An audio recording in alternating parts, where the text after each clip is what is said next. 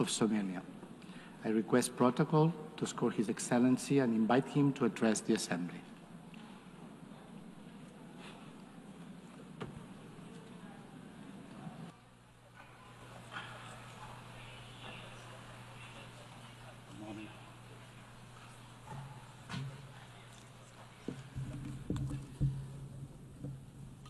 Bismillahir Rahmanir Rahim.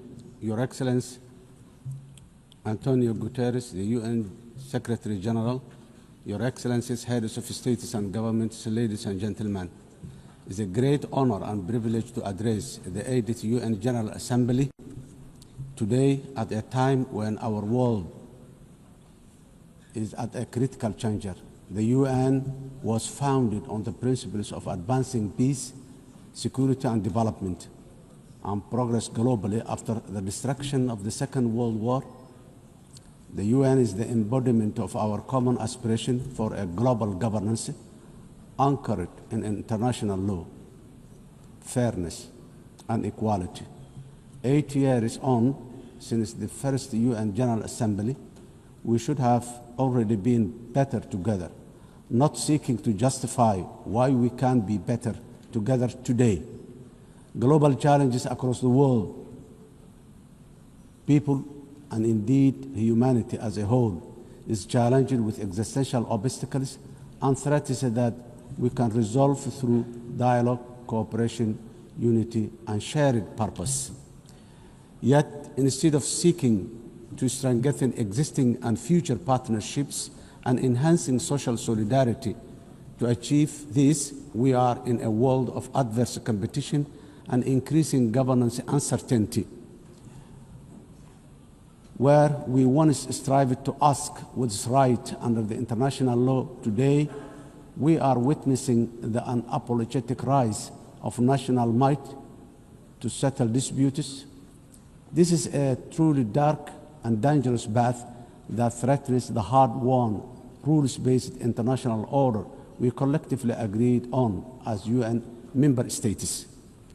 Excellencies, ladies and gentlemen, while we should be focused strategically on accomplishing the Sustainable Development Goals and leaving no one behind by 2030, the number of fragile states and populations living in poverty is increasing globally. Over 30 member states of the UN today, including my country, Somalia, are classified as a fragile, conflict-affected because of both conflict and social and institutional fragility. When you add the vulnerability stemming from climate change, this number is frightening higher. In addition to this, urbanization is rising at the fastest rate in the human history because of conflict, climate, and lack of economic opportunities in rural communities. Furthermore, food insecurity remains a persistent, deadly challenge affecting billions. According to the World Food Programme, 319 million people are facing acute hunger in 67 countries today. These stark and startling facts must give us all pause for reflection and thought. If we, as a community of nations, are serious about achieving common progress and prosperity for all, as envisioned in the Sustainable Development Goals, we must redouble efforts to strengthen multilateralism, solidarity, and shared action for all our people and planet. Excellencies, ladies and gentlemen, Somalia, as a broad non-permanent member of the United Nations Security Council, is working tirelessly to promote the ideals and the values of peace, stability, and shared opportunities across the world. We are actively working with all Security Council members and the wider UN membership to find solutions for peace in the Middle East, Africa, and Europe. Somalia remains deeply concerned by the continued suffering of the Palestinian people. The ongoing violence, displacement, and deprivation faced in the occupied territories, including Gaza, demand our collective conscience and urgent action.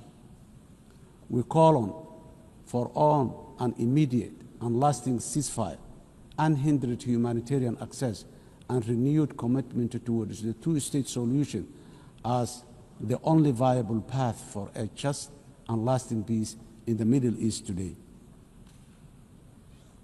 Somalia Security Council, Excellencies, ladies and gentlemen, Somalia is a unique history of decisively transitioning from conflict to a brighter socio-economic and political and security future. Starting from 2012 is the history of a real national effort supported by truly committed international partners, many of whom are represented in this room today. In fact, Somalia is an evidence that multilateralism and global solidarity can make the world a better, safer, and progressive place. This lived experience is our own government's inspiration for a determinedly working for a more just, peaceful, and progressive world within the UN Security Council during our membership, because we know that we are truly better together. When we all work in unison at home, we are bravely fighting the last remaining pockets of international terrorism while building a strong and sustainable national security architecture. We are working closely with all our valuable international partners in defeating the violence, extremism, ideology, falsehoods, and illicit financial systems that facilitate global terrorism. As a result of our efforts in Somalia, our people and citizens across the world are safe today. Of course, while we remain grateful for all international support to combat terrorism, I strongly commend the unwavering commitment and courage of Somali security forces and the local community defense forces for their sacrifices, resilience, and success against Al-Shabaab and ISIS, the two most dangerous terror organizations in the world today. This will continue until we achieve complete victory and harmony in our country, our region, our continent, and the wider world. We must never give in to cowardly terrorists. Excellencies, ladies and gentlemen, our government has embarked on a historic journey to undertake universal suffrage elections in Somalia for the first time in 57 years. Somalia was Africa's first democratic nation in the 1960s, and we are proudly returning to that path of inclusive governance once again. Today, our national election registration process is ongoing, and more than 40 independent political associations have registered to participate in the upcoming elections. Our national experience is that nothing is better than a people-centered, a people-led, guided by the rule of law to build a unified and prosperous nation in our country. Financing development, the sustainable development goals are the blueprint for achieving dignity, justice, and equality through real investment in human capital, job creation, and social protection for the most vulnerable in all our communities. However, it was very clear from the fourth financing for development conference in Seville earlier this year that the financing gap between our ambitions and the reality are very far apart. Today, developing nations are facing the terrible shock of high debt burden, higher cost of sovereign borrowing, and expenditure on recurrent shocks, which is impossible to budget for annually. The traditional economic model of forecasting predictable expenditure supported by clear revenue streams is no longer this simple. Governments of the developing nations are also now subjected to real-time investment cuts in core developmental activities, including health, education, and basic infrastructure. This is because of realignment of the already dwindling development assistance they use to receive from the developing nations. This is not sustainable, and if we, as a community of nations, are to achieve collective developmental progress together, Excellencies, ladies and gentlemen, in Somalia, we are taking responsibility of our own economic development by building on the successes of our recent reform based on the debt relief. Today, we are focused on mitigating the excruciating cost of public service investment by continuously raising domestic revenue, strengthening public financial management systems, and enforcing strict expenditure controls while enhancing transparency and accountability.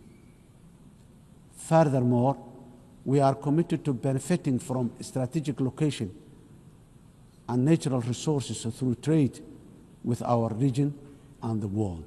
In line support of this ambition, Somalia has joined the East Africa Community and is ratifying the African Continental Free Trade Area policies and joining World Trade Organization.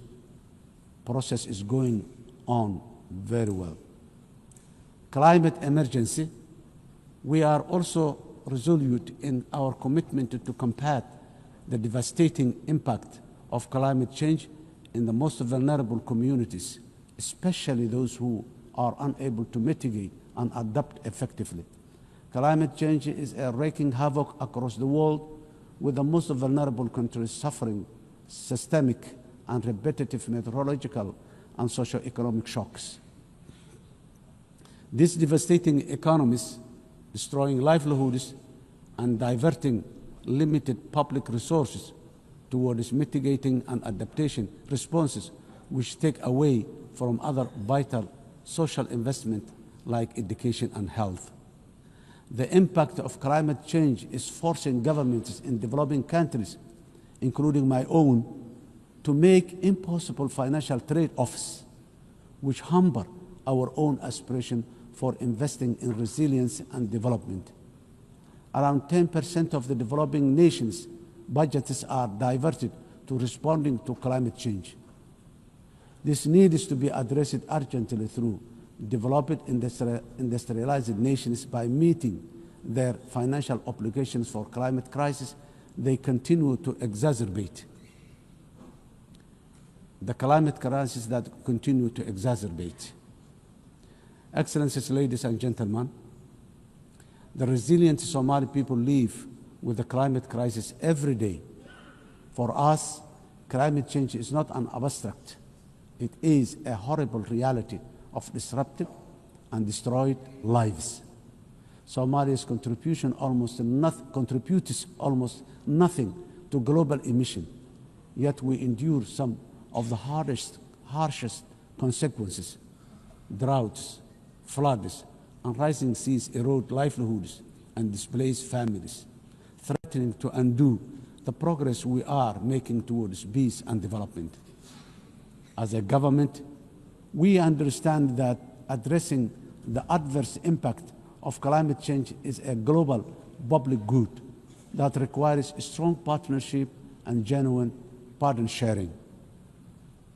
On our part, Somalia has adopted the national climate change policy, updated our national determined contribution, and is preparing its first biennial transparency report. We are also developing a robust national climate finance strategy to guide how we mobilize and manage resources to address the challenge.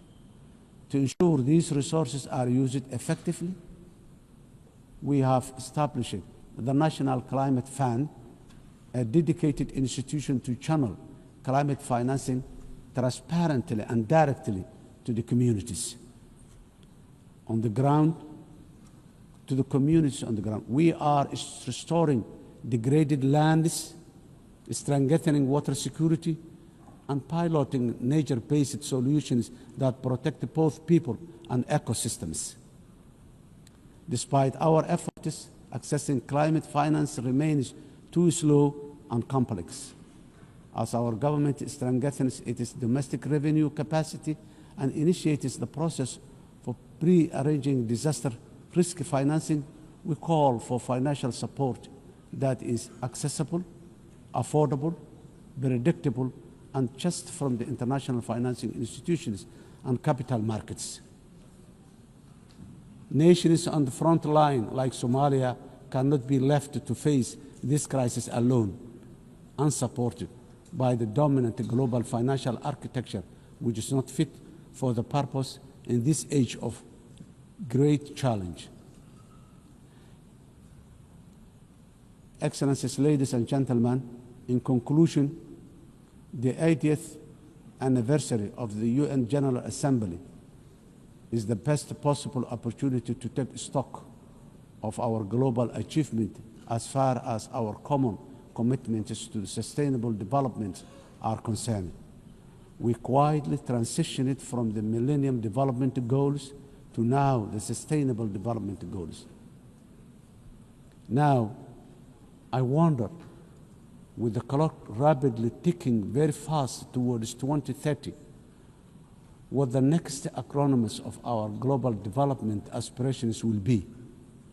For us, being better together means common ownership, common responsibility, and genuine partner sharing on the global achievement of sustainable development through investment in a resilient and fair future for all. I thank you.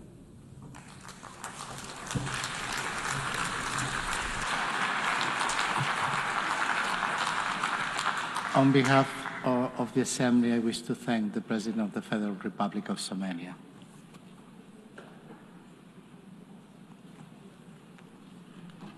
And now the Assembly will hear an address of His Excellency